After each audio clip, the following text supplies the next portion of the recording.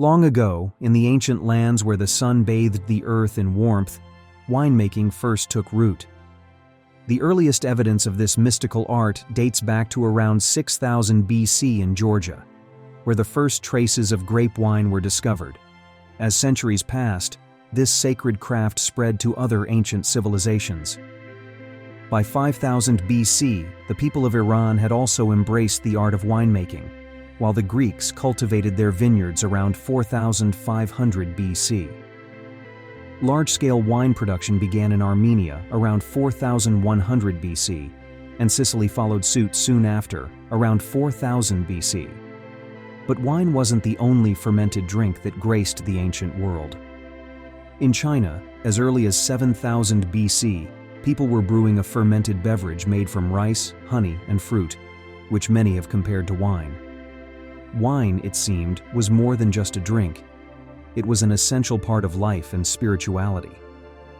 The ancient Greeks, known for their love of philosophy and celebration, revered Dionysus, the god of wine.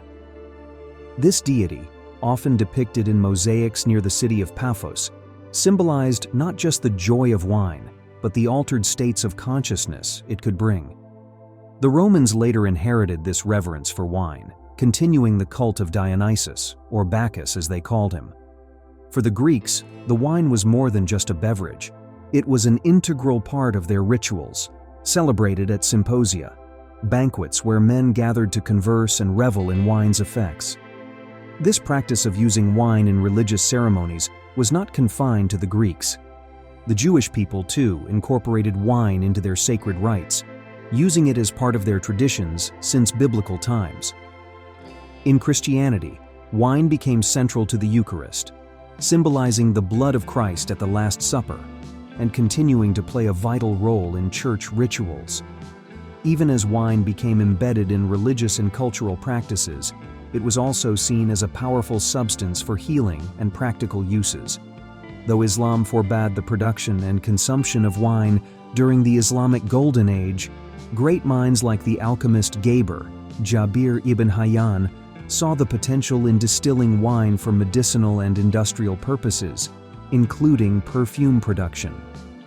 As centuries passed, the art of winemaking blossomed further, especially from the 15th century onward, as European explorers ventured far and wide, spreading vineyards across the globe. Despite setbacks, like the 1887 phylloxera infestation that devastated European vineyards, winemaking adapted and evolved. With the help of modern science and technology, wine production became a global industry, and today, wine is enjoyed by people across every corner of the earth.